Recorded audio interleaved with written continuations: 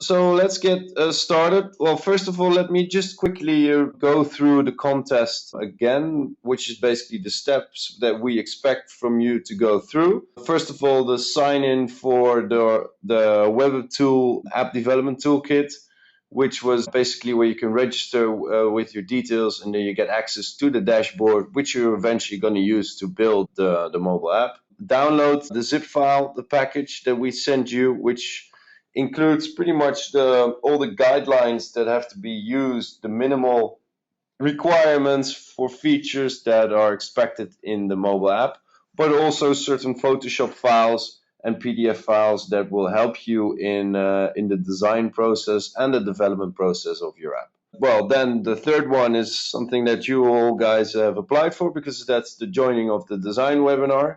Um, and after that, it's pretty much up to you to design your mobile app pages, to then join Create Your App webinar next week, which will be held by my colleague Daniel. We will go through you step by step of how you can actually use the Webapptool platform to develop, to basically convert your designs into a mobile app.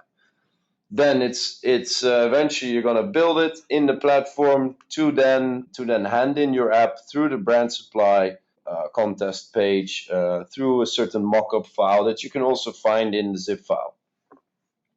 Are there any questions at this point so far? Okay, it seems that there are no questions yet, so I'll just continue.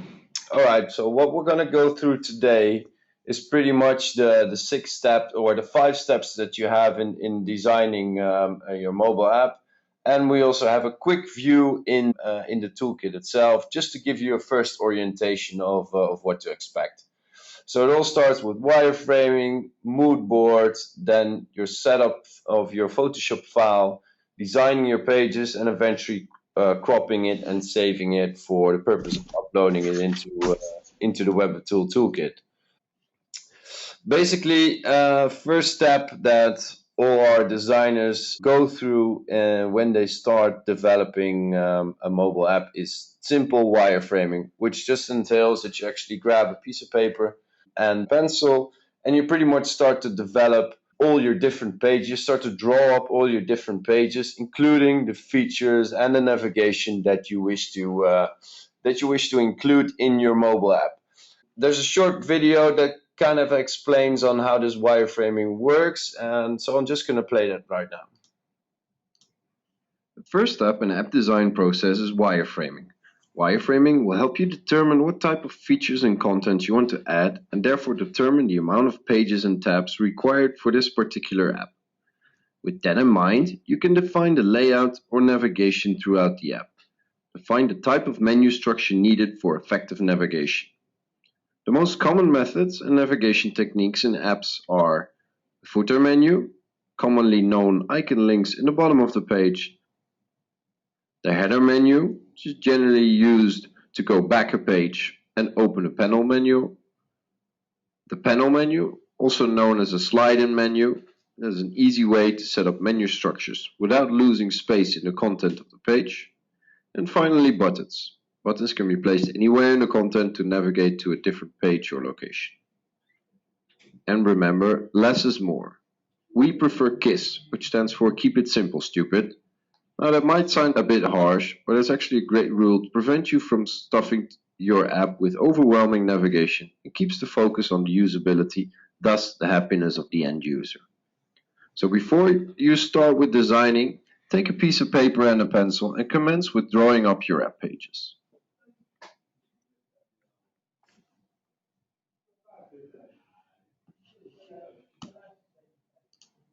Hopefully that gives a bit of an insight of the idea of wireframing. We'll have some time for the questions. The wireframing, it's generally used a lot, mostly just to keep a structure in the work that you do, because beforehand you kind of determine how many pages you want to make, you kind of determine what kind of features you want to make, and how you're going to make up your navigation throughout your app. So then you will have always a guideline through the whole development and designing process that you make sure that you're not skipping any vital elements that you want to include. And beforehand, you're certain that the type and the content that of app that you created, that you want to create, is actually user friendly. So are there any questions at this moment with regards to wireframing? Let me tell you, if anyone else has any difficulties finding the zip file package, which includes all the Photoshop files, but also the instructions, I will just send an email after this webinar, which includes a link to download this package. So you all have that information. If this is all clear, I'll just continue to the next step, which is mood board. Pretty much in the second step, you've created your wireframes. You kind of know what you want to do and how many pages it should include, what kind of features you want to include.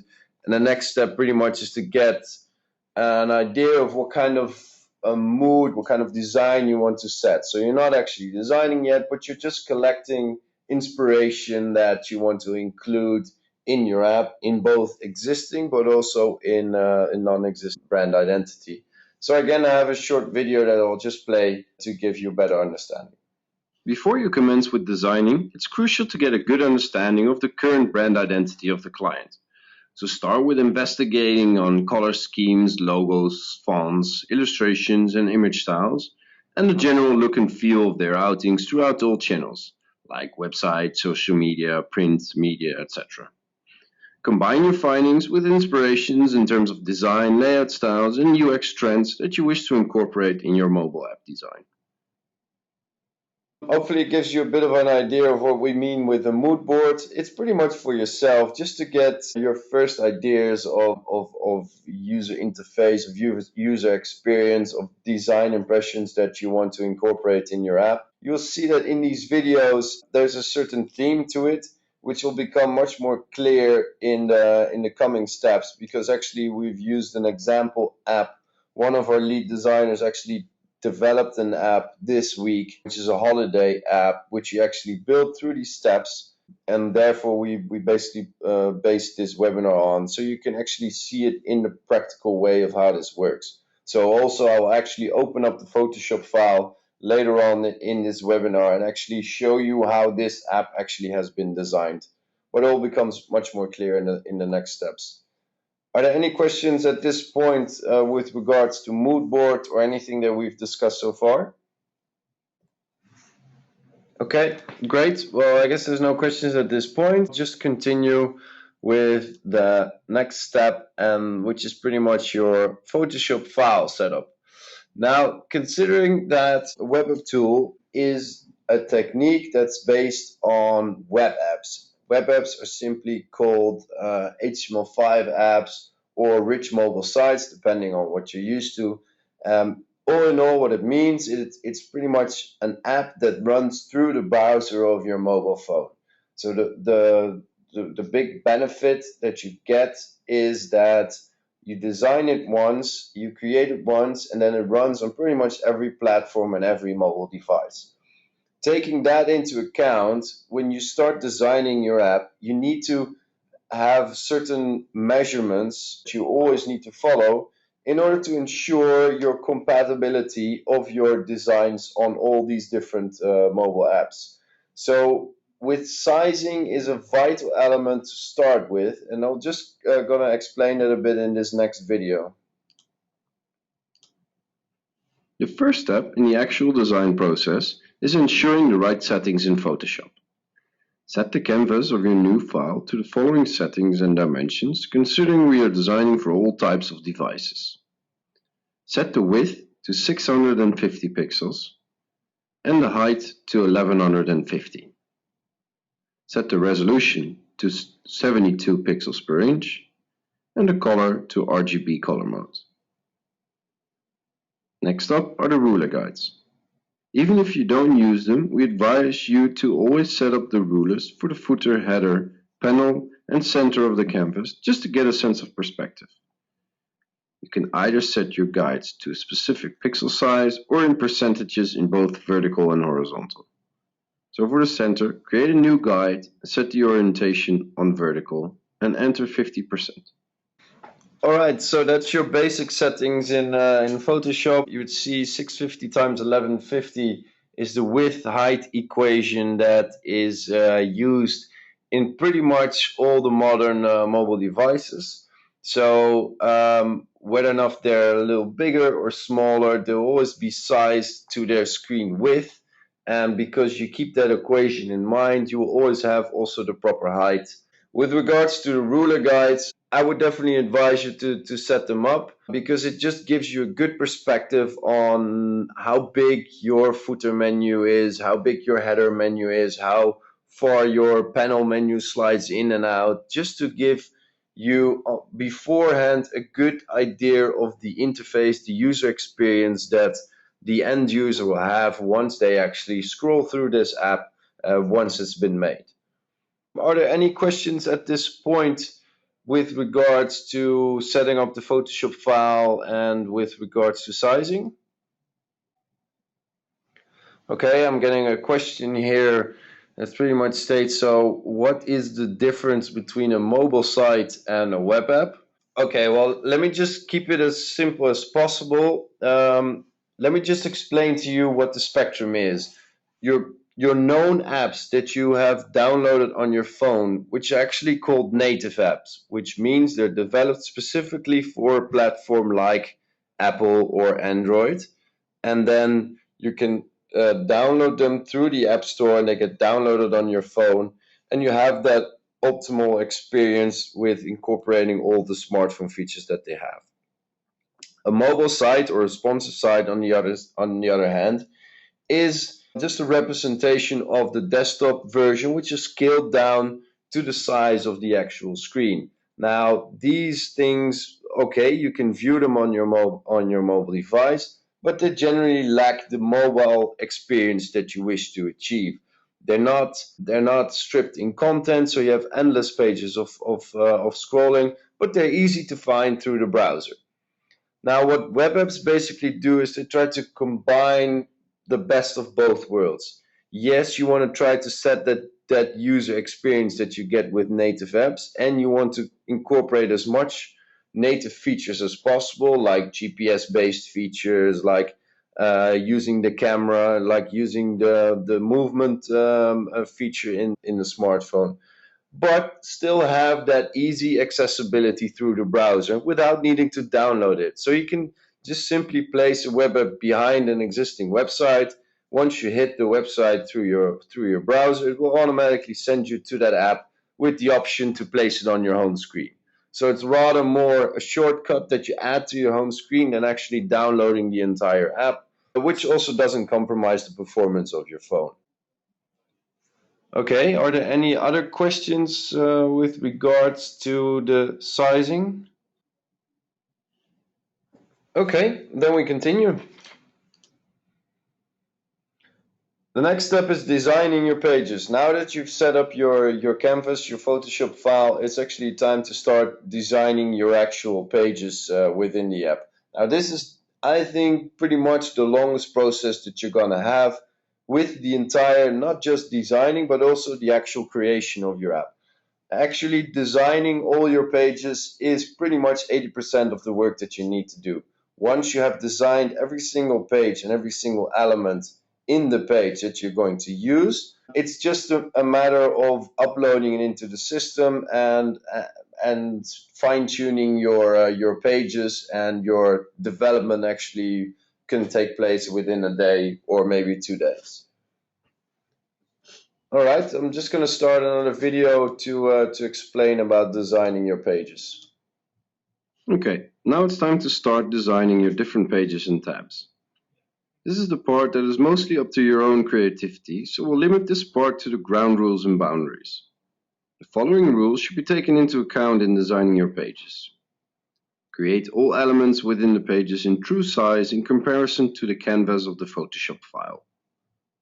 Create your menu structure in true size in all pages. Structurize your layers and elements to ensure usability. And focus on the general theme and page appearance. We'll now create a page in the example mobile app design to give you an idea of how you could develop your designs.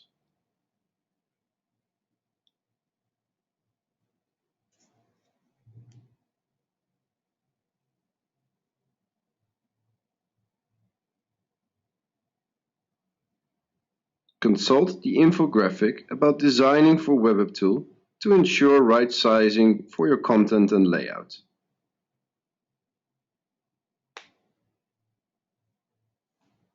Kind of quick and short, but the idea is obviously that we don't want to influence you too much in the whole design part, considering that this is where your creativity actually comes into place, and this is where you should have also all the freedom to design it in your way. So what I'll just do, I'll switch to my Photoshop file, which is also shown in the video, and just go through a few pages and a few elements just to give you a bit of a better understanding of how I actually design these different pages for my mobile app. Okay, so here we pretty much have the same file that you've seen in the video. The first page that I've designed is pretty much my splash screen. It's very straightforward. It's a screen that is shown once the app is launched from the home screen on the iPhone, and next is the home page. Now, with the home page, I decided to make a home page with full images and a horizontal slide technique. Now, in order to also get that optimal user interface, to optimal user experience, I can add these type of icons in images just to give the user the understanding that, okay, I need to scroll this page actually to the left to go to the next one. If I show you the next one, this is then the middle page, the middle tab, pretty much on the first page on the home page, which is in this case Italy, with the option to actually click on a button or to again scroll to the next one, and this one is the next one, which is coming soon.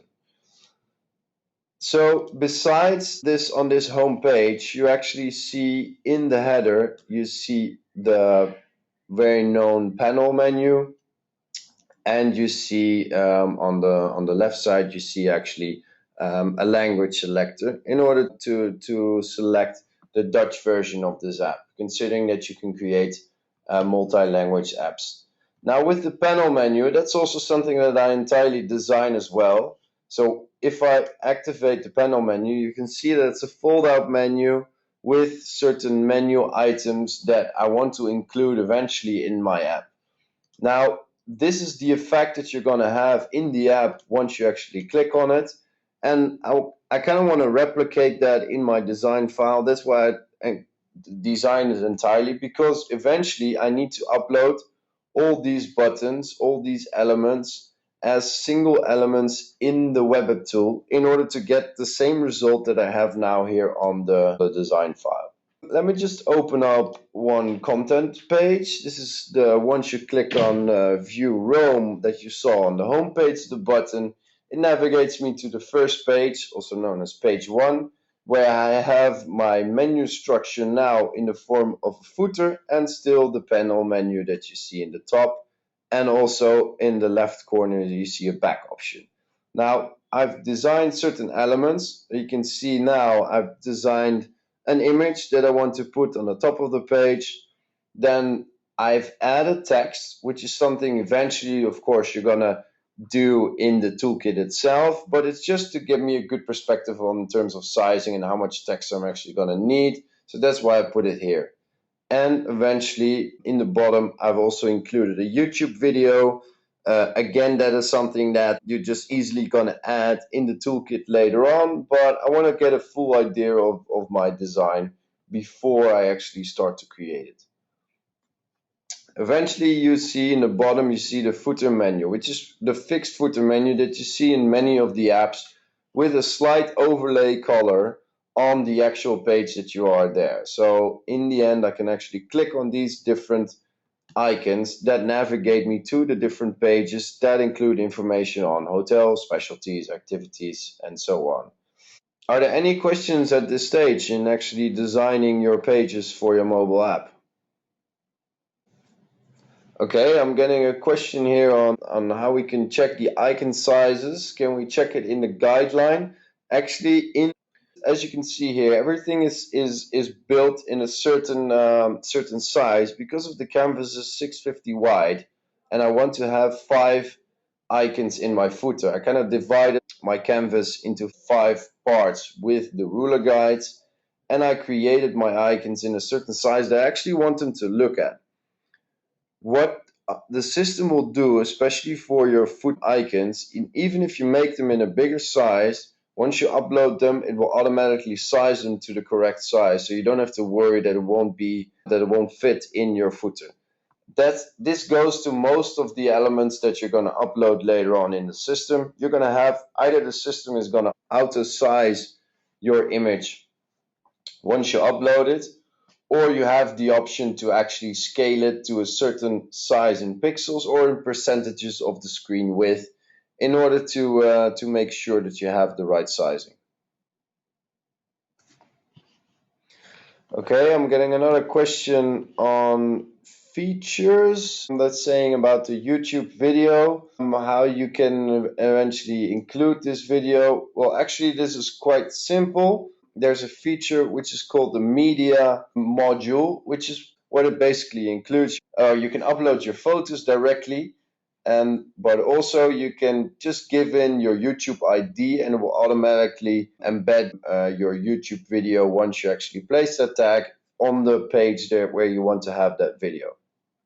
Are there any questions so far on designing your app pages?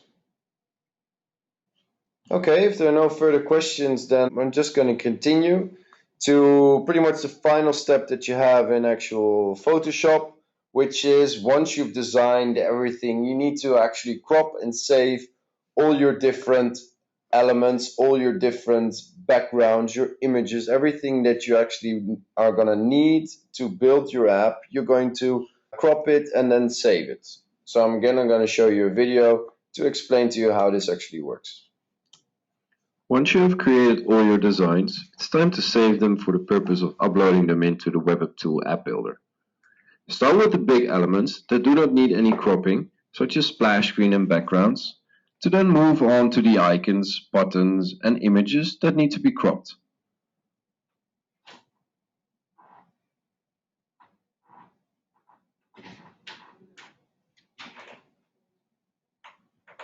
Once cropped, it's important to use the Save for Web function to ensure the lowest file size possible.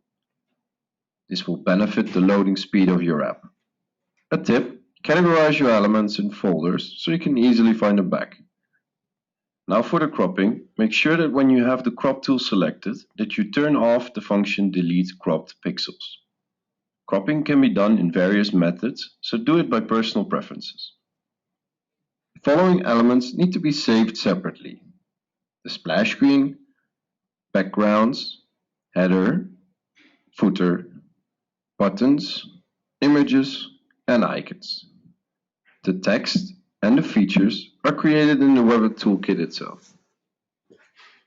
Okay, so that is in cropping and saving. Cropping, the most important thing to take into account is that you need to make sure that you have once you have the crop tool selected, you see here the delete cropped pixels, which is by default turned on, and I would definitely advise you to turn it off so that you actually don't lose all the rest once you have cropped your element that you wish to save. The second one is save for web.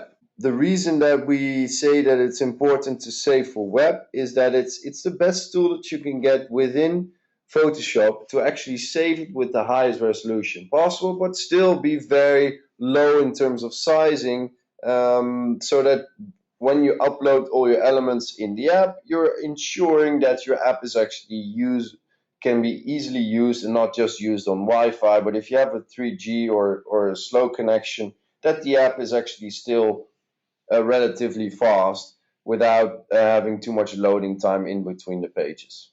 I'm getting a question here on whether you need to save them for PNG or JPEG. It kind of depends on your image. Obviously, JPEG results in better quality, but if you have transparent layers, for example, with a button, you definitely have to save it as PNG and upload it as PNG. Otherwise, you won't have the transparent backgrounds that you wish to create. Now, besides the PNG and JPEG, you can also include animated files. So you can also create your GIF files in Photoshop and upload them as well in the toolkit. Are there any other questions regarding cropping and saving? Okay, then we're just going to continue to the next step, where I'm just going to give you a brief introduction on the toolkit itself. Most of you have probably already taken the time to log into the toolkit and to look around. What I've said before and what I can't stipulate enough, in the next week webinar, we are going to thoroughly go through the entire platform and explain all the features and explain all the principles of Webapptool, which would help you in actually to develop your app. But I can understand that you want to get a good understanding of what is possible also when you're designing your app. So I'm just going to give you a brief introduction. Now that you have all your designs and design elements ready, it's time to take a look at the Webapptool App Builder Toolkit. Once you have logged in, you enter the dashboard, which gives you an overview of all your apps. We advise you to start with viewing the quick getting started video, and afterwards create a few example template apps and make sure to follow the instruction steps before creating the app.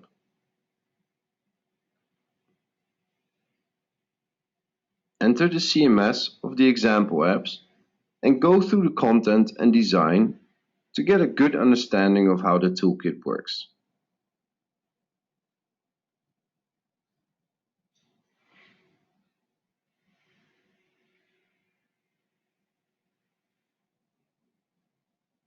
Okay, let's go back to the dashboard.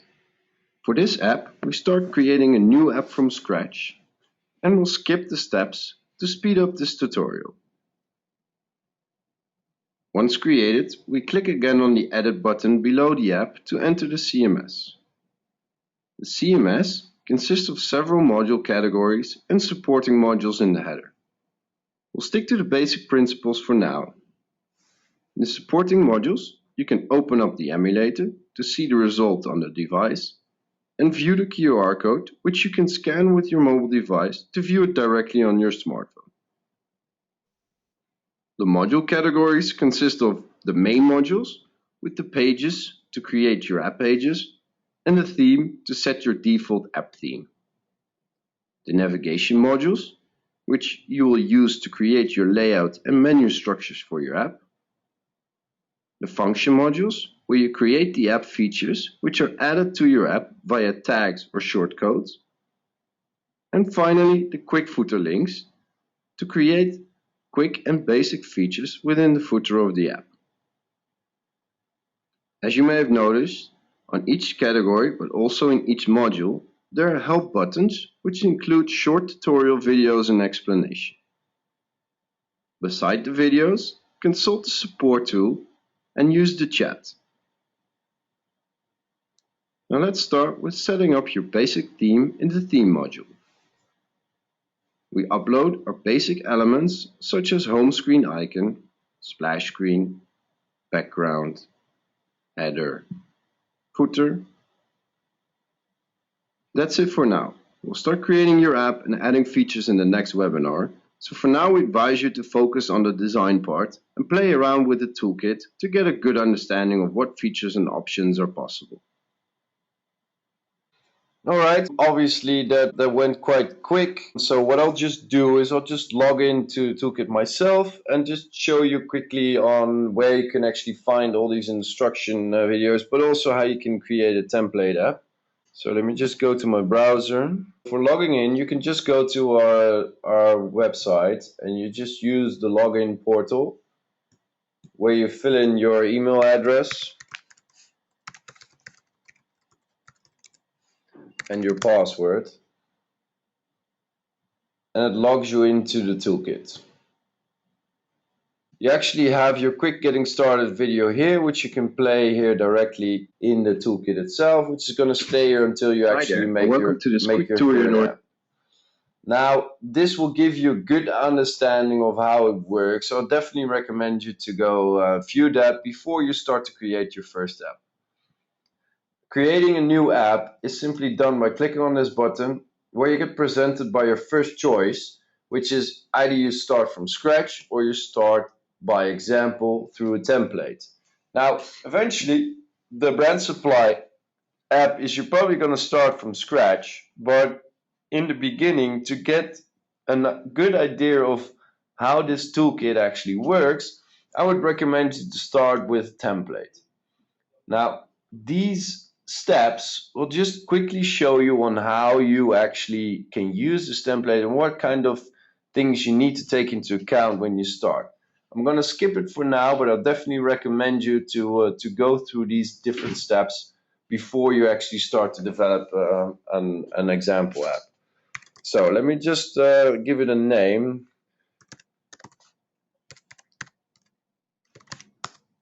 And then what I can do is I can select from the categories the type of app that I want to have. In this case, I'll just choose a fine dining template.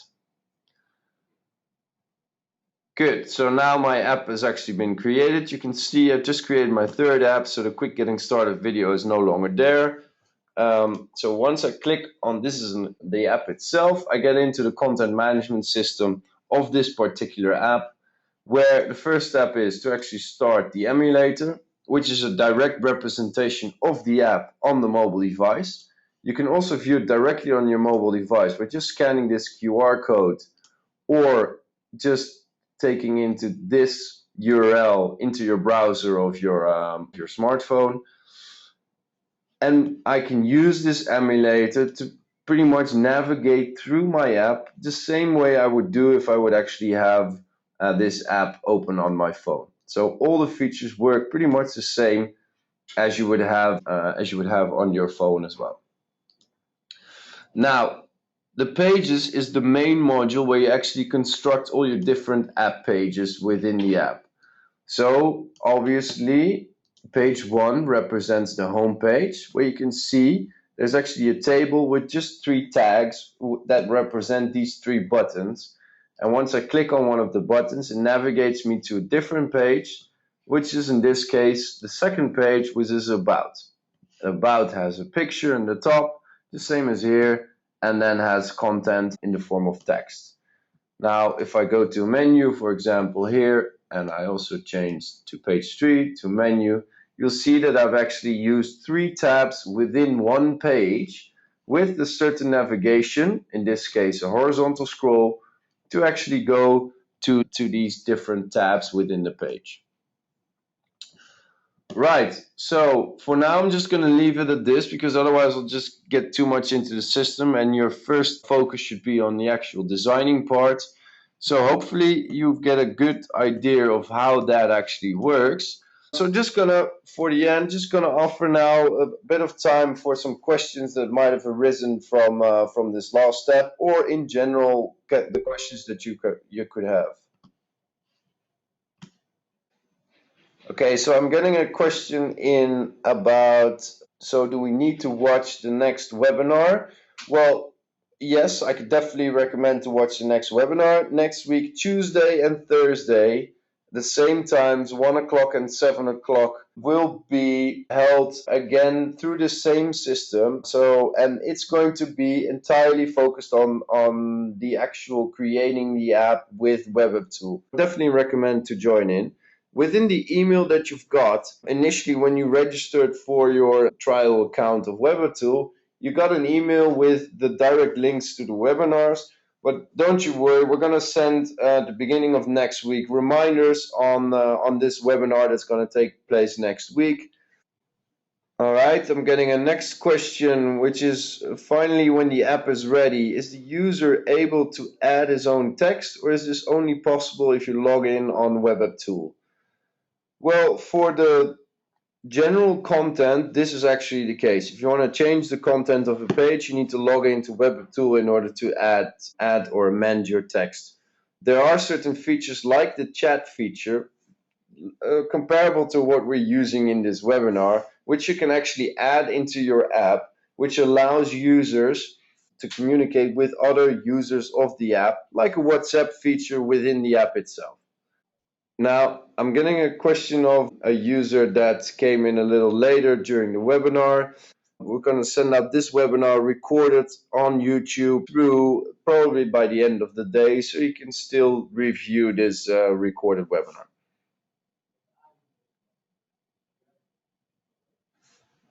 Okay, I'm getting a next question with regards to the text. The question is, since we are designers and are copywriters, can we copy paste the text from the original website of Brand Supply? Yes, of course. It's going to be based on the current content and the current website. So you're entirely free in design and content, of course. But I would definitely advise you to use all the things that are existing already. Think of the Brand Supply website. Think of their social media outings and whatever because you want to have their brand identity eventually. Okay. Are there any further questions? All right. Well, in that case, again, what I told you, next week is going to be the advanced webinar. So make sure to sign up for that one. This webinar is going to be recorded and it's going to put on YouTube, and we're going to send you the link so that you can review it while you're actually in the process of designing your app. Definitely, if you have any questions, please feel free to use any of the tools that we offer. You can either send us direct emails. I've been sending you a few emails. If you have very specific designer questions, Photoshop questions, you can email them to koen@webapptool.com. So that's COEN at webapptool.com. And of course, consult the question marks in the toolkit, because once you open up the question marks, you'll see all these short tutorial videos explaining all the modules, explaining all the features. Okay, are there any more questions? Great. Well, then I just want to thank you all for joining in today's webinar. I hope you get a bit of a better understanding on how you can start with this contest. And most of all, have fun and good luck with it. Thank you for your time and have a great day.